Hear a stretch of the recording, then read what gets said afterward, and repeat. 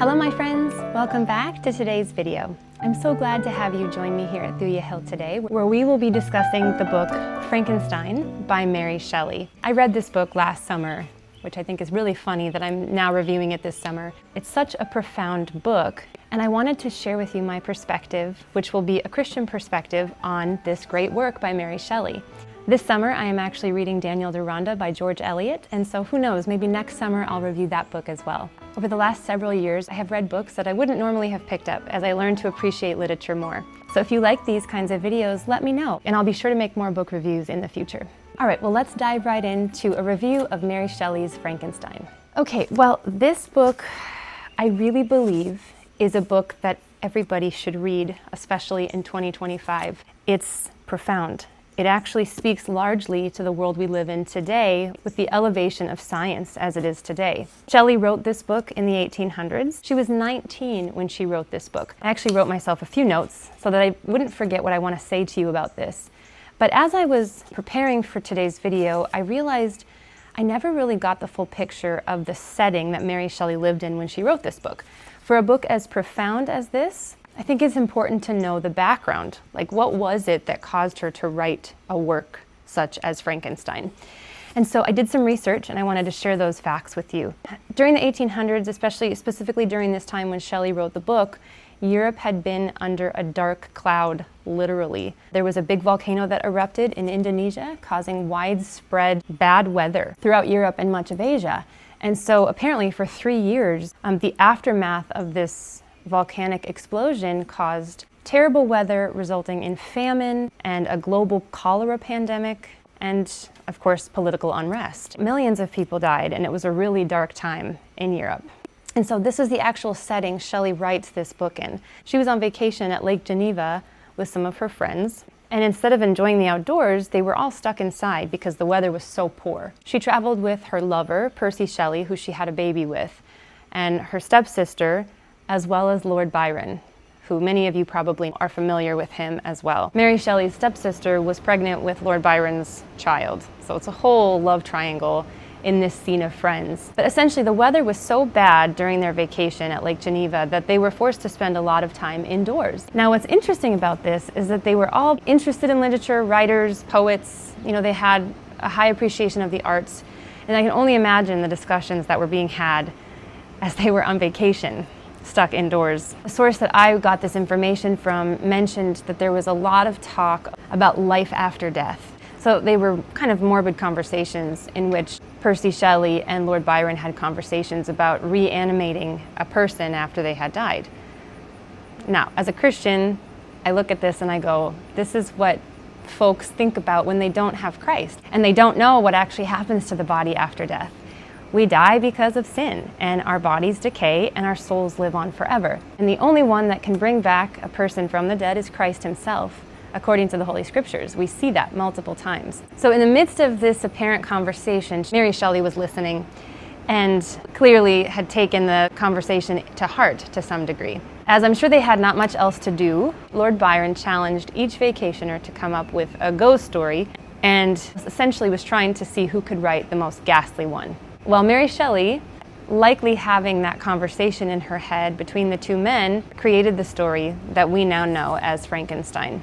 This is a quote from her, and she said, quote, "I was asked each morning, and each morning I was forced to reply with a mortifying negative." This is in relation to her coming up with the most ghastly ghost story.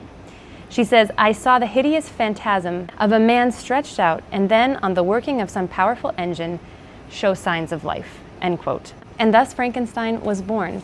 She had a bad dream or a bad vision in the middle of the night, and this is what she saw. And so it's interesting to have that background now, re-looking at this story to know what the setting was in which she wrote.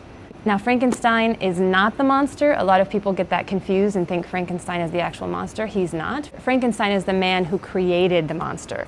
Victor Frankenstein is the main character's name. And he was obsessed with science and life and death. And I think what's so fascinating about this book for me is showing how when science is elevated to a point of pride, we forget who gave us the gift of science anyway. God gave us science. God gave us the ability to observe the world with our senses and our reason. And so in this case, Victor Frankenstein had elevated the gift and the art of science to a point that he was trying to take life and death into his own hands by creating the monster. And so you can kind of see that what started out as maybe just question or innocent enough led him to attempt to reanimate a person to try to create life. Now we know who creates life. God is the author of life. We do not hold life in our hands. We are not the authors of life. God is. And so the cool thing about Shelley is that she doesn't come out and say that, but as you're reading this, you get the sense that Victor feels the weight of what he's done in the creation of this monster. You know, immediately he finishes and he regrets what he did. It actually really reminded me of the story of David's daughter Tamar, who was lusted after and desired to the point that she was sinned against, and the man who sinned against her was repulsed by her after he did the act. It's got those similar vibes to me of what lust and sinful passion, sinful desire can do to a person. They want the thing so bad that they're willing to sin in order to get it, and then they get it and they're unhappy. They regret it. And in this case, with Victor Frankenstein, he was repulsed by what he had made. The story goes on, the monster goes missing, and ultimately, runs into Frankenstein and tells him he was never loved properly and he wants Frankenstein to make him a partner. And Frankenstein ultimately does, or attempts to, and when he's almost finished making her, decides not to let her live or does not finish the project. And the monster is gutted, absolutely furious. I don't want to give away too much in the event that you want to read this book. I don't want to spoil it. But it kind of shows the tension between going too far on something. So Frankenstein was not good to his creation. He didn't supply his creation with a partner. The monster says something about wanting his Eve and how, Frankenstein he abandoned him, he didn't love him, he was repulsed by him, and in the end, he didn't give him a partner.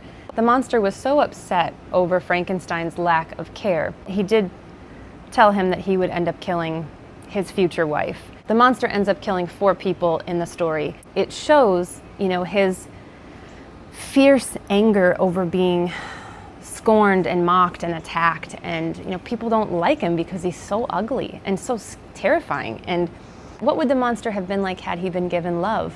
And that's kind of, Shelley leaves us with that feeling of the monster being the way that he is because he's been abandoned. There's that old saying, hurt people hurt people. I don't know where it comes from. I've just heard it. And in this case, with the monster, it's very true. It's a really heavy book. I do think it's worth reading. What I couldn't stop thinking about with this is that there are certain things that are being created now in 2025, AI being one of them. And it makes me wonder, is this something that those that are creating it will turn around and regret and won't be able to stop, like the monster? This book has a really powerful lesson for every era in that just because we can do something doesn't mean that we should.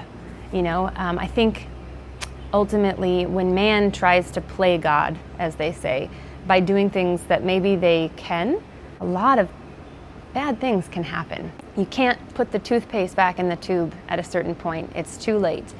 And so I think this book is super relevant for 2025 as we are probably on the cusp of, I'd say the greatest era of scientific potential, where with the machines and computers and robots and the infinite amounts of information available, just because man can do something doesn't mean man should do something. This book is great for us living in today's strange age of information. Shelley is a really good writer. I listened to several chapters of this in the garden, and I kept gardening because I didn't want to stop listening. Not the other way around. I didn't keep listening because I wanted to keep gardening. I kept gardening because I wanted to keep listening. And to me, that's a sign of a really well-written book. If I can compare a little bit with Daniel Deronda, it's taken me a lot more time to feel engaged in that book because there's such a long untangling of this woman, Gwendolyn. But that's a whole other story I won't get into today. I would recommend this book to you. At first I thought to myself, I don't want to read a horror book. I have no interest in horror films. I'm not interested in horror, but It's so much more philosophical than that. It wasn't so much scary or horror-esque as it was just very philosophical.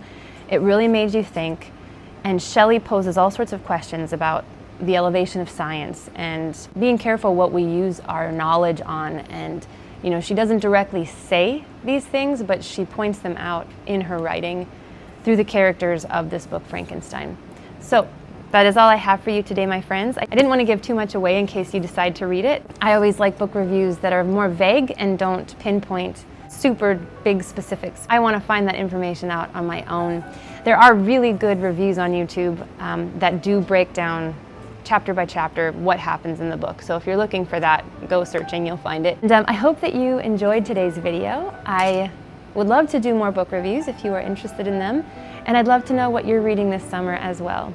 So thank you so much for joining me over here today at Thuya Hill for a book review of Mary Shelley's Frankenstein. I hope that you enjoyed it, and I hope you'll come back for another video very soon.